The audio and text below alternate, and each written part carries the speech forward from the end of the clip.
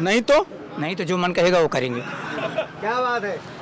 हम समाजवादी पार्टी के पदाधिकारी हैं, यहाँ भी बहुत लोग बैठे हैं, ये लोग भी भाजपा के पदाधिकारी हैं। ठीक है, आप अगर पदाधिकारी पर जाएंगे तो ये भी भाजपा। जनता देखिए, मैं जनता का क्या रुझान रहेगा, मैं उसे पदाधिकारी से हमसे नहीं मतलब है। जितने पेपर कराए सब सारा पेपर हुआ, हम तो केवल कोई एक भर्ती नहीं हुई, बीजेपी सरकार में कोई एक भर्ती नहीं हुई। क्लियर बताएं। नेताजी हैं क्या भैया आप? जी नेताजी हैं क्या?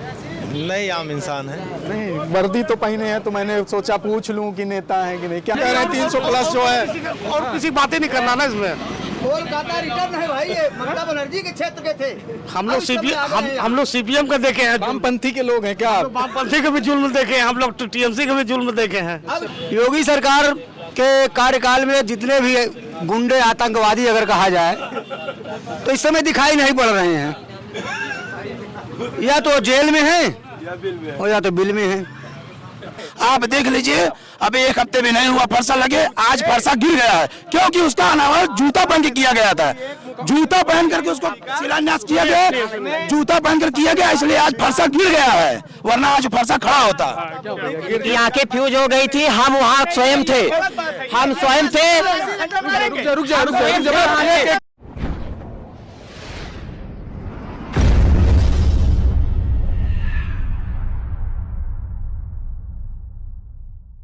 नमस्कार, स्वागत है आप सभी का हमारे YouTube चैनल अपना सुल्तानपुर में।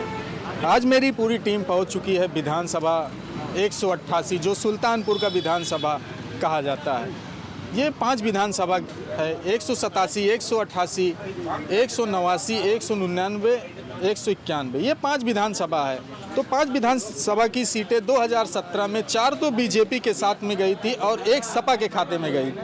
तो अब की 2022 का चुनाव आने वाला है, तो मेरी पूरी टीम निकल चुकी है इस समय चुनाव में सर्वे करने। तो चलिए जानते हैं, जो हमारे पीछे बैठे हुए हैं इन्हीं लोगों से पूछेंगे कि क्या अब की 2022 में किसके सर पे ताज पहना के भेजेंगे ये सुल्तानपुर से विधानसभा तक। तो चलिए जानते हैं कि नमस्कार दादा। नमस्कार, आपका स्वागत है अपना सुल्तानपुर चैनल में। बहुत बहुत धन्यवाद आपका भाई साहब। तो 2022 का चुनाव आने वाला है, तो आप किसके साथ में जाएंगे? हम सरकार जो है इस समय योगी सरकार के साथ जाऊंगा। क्या कारण है कि योगी सरकार? योगी सरकार के कार्यकाल में जितने भी गुंडे आतंकवादी अगर कहा जाए तो इस समय दिखाई नहीं पड़ रहे हैं।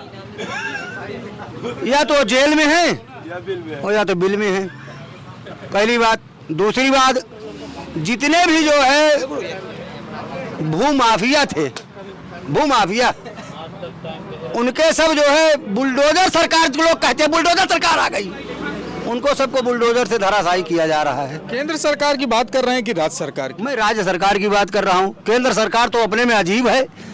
जो 70 साल से नहीं हुआ वो तत्काल हुआ। क्या 70 साल से नहीं हुआ था? जितने भी मुद्दे थे। कौन सा मुद्दा? एक मुद्दा बताओ। जैसे राम जन्मभूमि हुआ, राम जन्मभूमि के मुद्दा आप बता रहे हैं। 370 हुआ धारा। ये तो कश्मीर को हमारे पूरे क्षेत्र से यानी भारत यानी कन्याकुमारी से कश्मीर कहा जाता था, लेकिन अब हुआ, इसके पहले नहीं था। राम जन्मभूमि की आप बात कर रहे हैं। जी। ये तो कोर्ट का फैसला था, तो इसमें मानिए केंद्र सरकार और राज्य सरकार क्या कहेगी? इसमें केंद्र सरकार राज्य सरकार की बात ये हुई कि जैसे जब भी कोर्ट पर जो है लगता था, तो केंद्र सरकार की जब कांग्रेस सरकार थी उसमें जो है अपने तरफ से वकील देते थे कि ये काल्पनिक है भगवान हमारे। तो एक मुद्दा पुलवामा हमला 22 फरवरी को हुआ था, तो उसके आतंकवादी अभी तक क्यों नहीं पकड़े गए? उनको सबको धराशायी कर दिया गया। एयर स्ट्राइक किया गया था, आपको मालूम होना चाहिए, पुलवामा के बाद ही।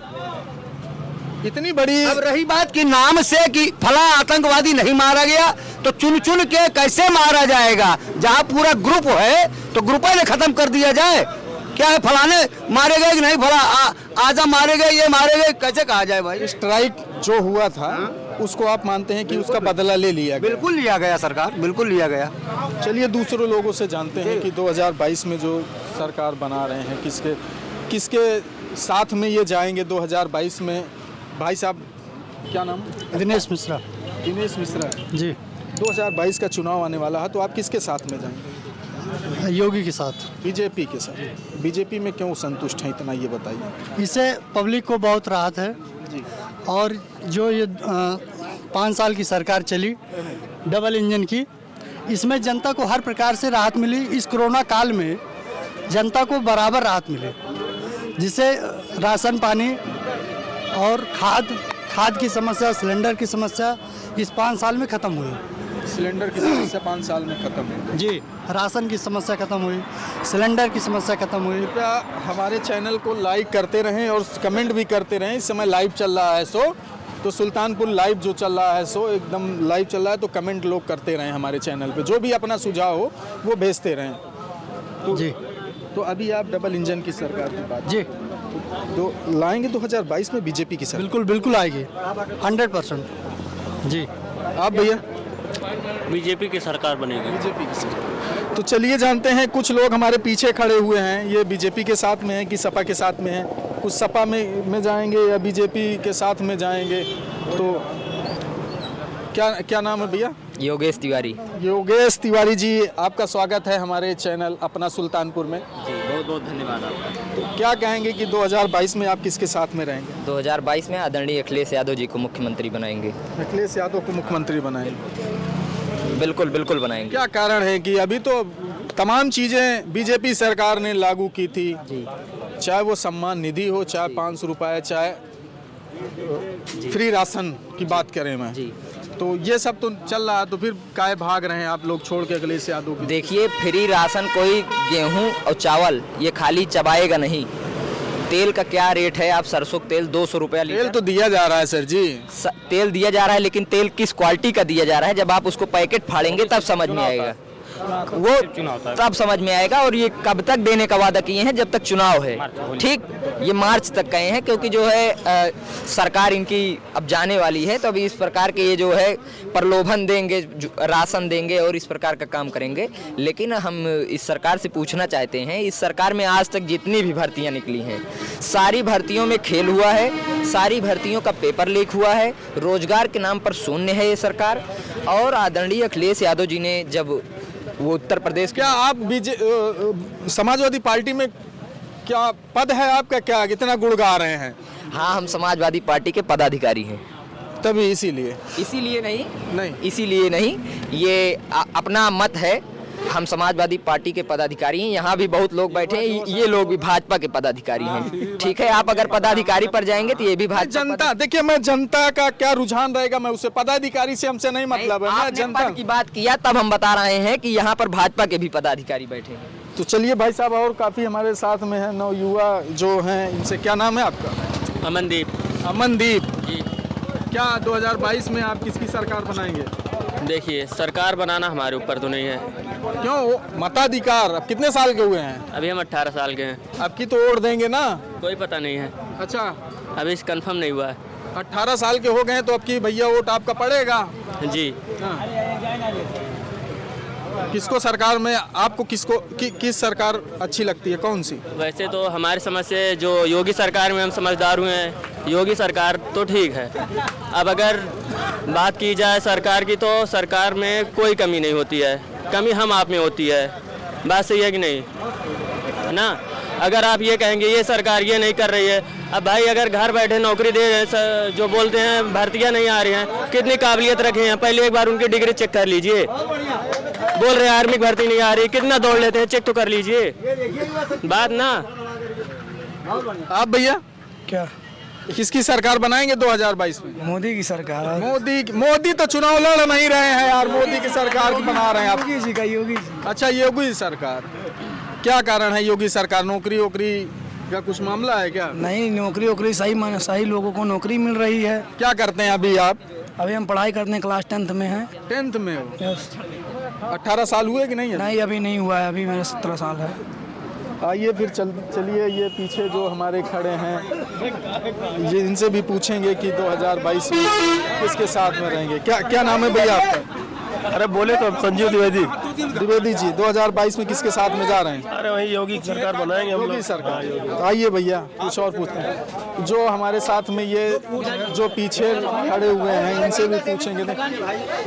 ये चाचा जी, बताइए सर। नमस्कार। नमस्कार सर। क्या नाम है आपका? अरविंद कुमार दुबे नाम है हमारा। अरविंद कुमार दुबे जी। तो दुबे जी ये बताइए कि 2022 में किसके साथ में जाएंगे आप? 325 प्लस।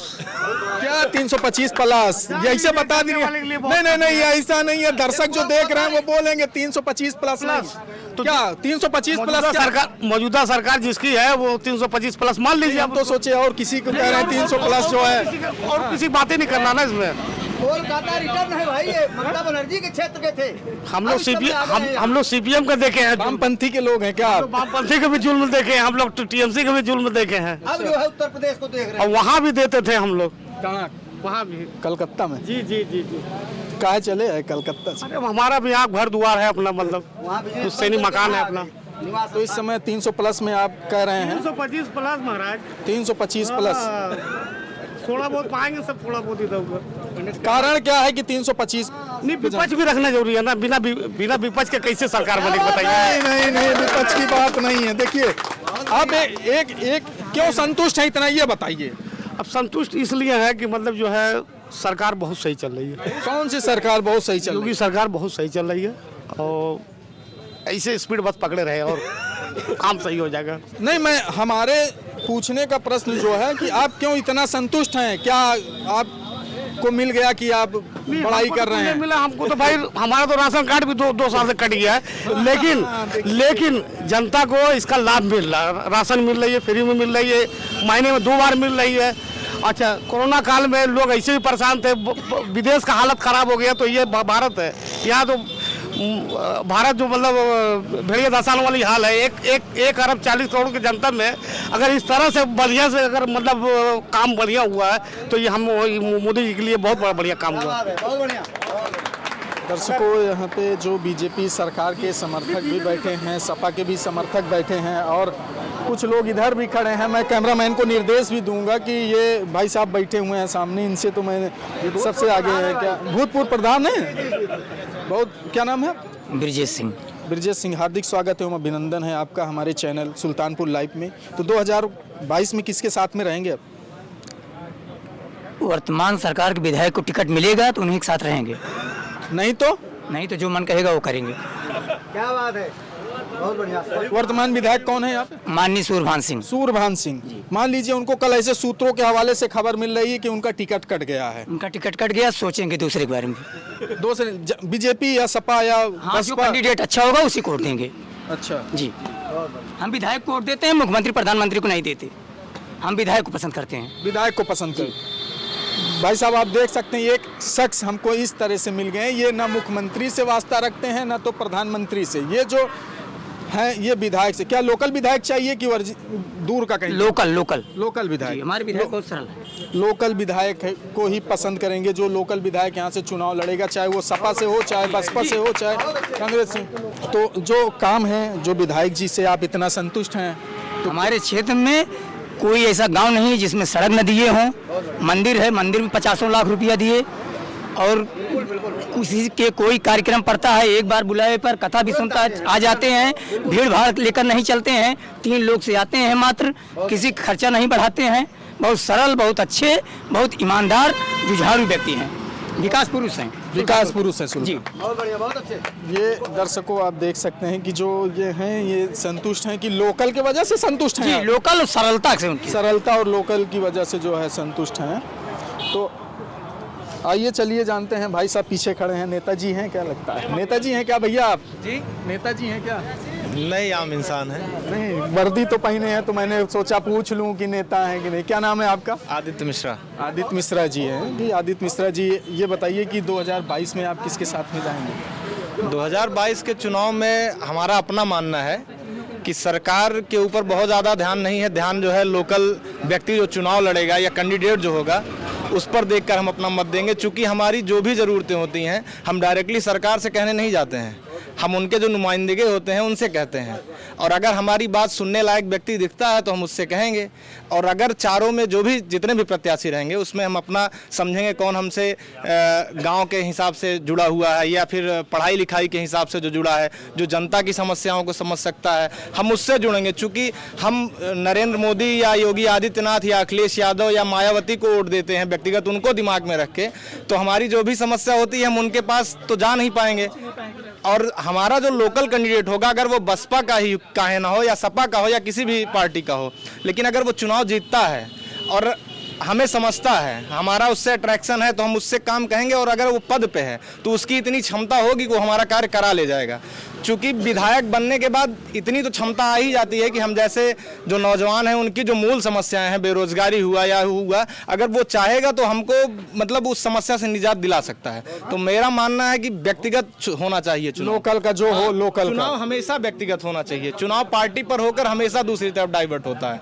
पार्टी पर बनने से चाहे जो सरकार बहुमत में आती है, मान लीजिए आप थोड़ी देर के लिए मान लीजिए आपका विधायक जो सरकार में नहीं बनी जी, आपका विधायक विपक्ष का हो गया, बिल्कुल, तो किस तरह से काम कराएगा वो ये बताइए। तो उसको हम ये जाकर के अपनी बातों को कहेंगे। वो हमने उससे तो हम गलत कार्य कराने के लिए कहेंगे नहीं, सही है वो अपनी बात तो कहेगा। 2022 में आप परिवर्तन चाहते हैं, लोकल विधायक ही चाहते हैं? बिल्कुल परिवर्तन चाहते हैं, और परिवर्तन हर स्तर पे होना चाहिए, निरंतर होना चाहिए। परिवर्तन होने से किसी भी पार्टी या व्यक्ति के अंदर निरंकुशता नहीं आती है कि हम ही सब कुछ हैं। चलिए दूसरे लोग से जानते हैं। भाई साहब हमारे साथ में, चाचा जी आइए, आप बहुत बुजुर्ग आदमी हैं, आप इस तरह से शर्माएंगे जो हमारे दर्शक देख रहे हैं। तो आइए चाचा, आपका स्वागत है, अभिनंदन है हमारे चैनल में। मैं पहले भाजपा ही था जी, लेकिन अब भाजपा को वोट नहीं दूंगा। क्यों, क्या कारण है भाजपा को वोट नहीं देंगे? ये है कि नाजायज लोगों ने बहुत मरे हैं, यहाँ तक कि लोगों की लाशें नहीं दफन हुई है।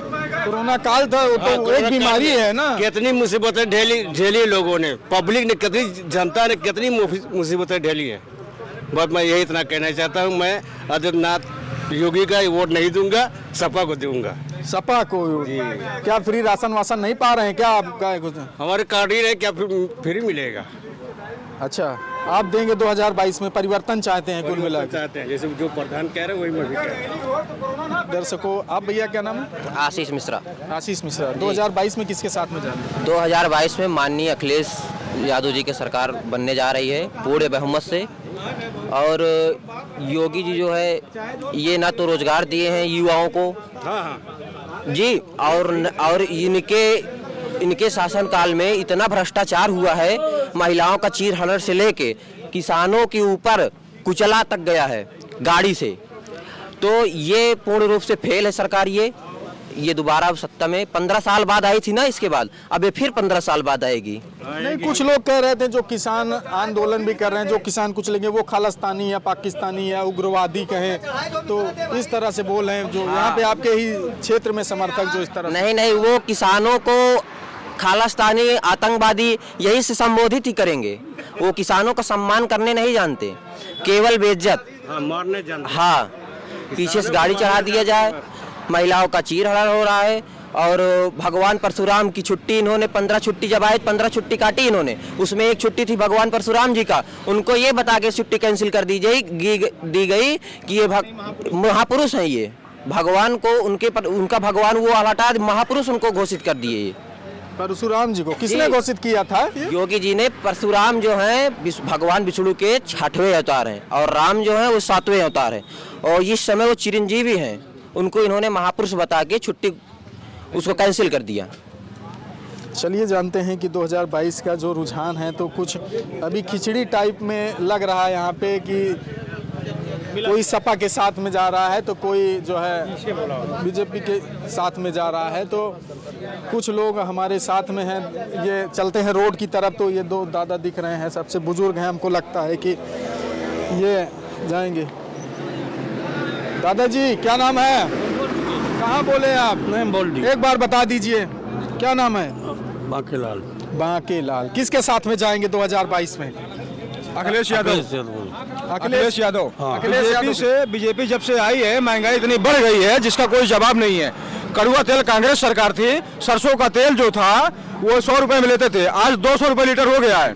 पेट्रोल और डीजल देखिए, हमारा ही गैस सिलेंडर, कांग्रेस सरकार थी केंद्र में, वही गैस सिलेंडर 350-400 रुपए मिलता था, आज 1000 रुपए कर दिए हैं। हमारा ही पैसा हमसे लेकर और हमें 2000 रुपए दे रहे हैं, वही वापस कर रहे हैं। जनता को चूतिया बना रहे हैं, पब्लिक को बेवकूफ बना रहे हैं, टोटल चूतिया बना रहे हैं।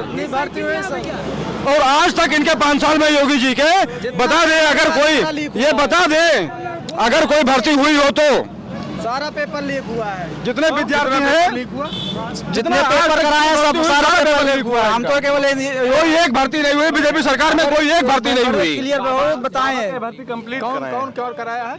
जोगी बाबा कै भर्ती कंप्लीट कराए हैं, बताइए आप। हम लोग युवा हैं, नौजवान हैं, हम लोग रोजगार चाहिए ना, राशन नहीं चाहिए।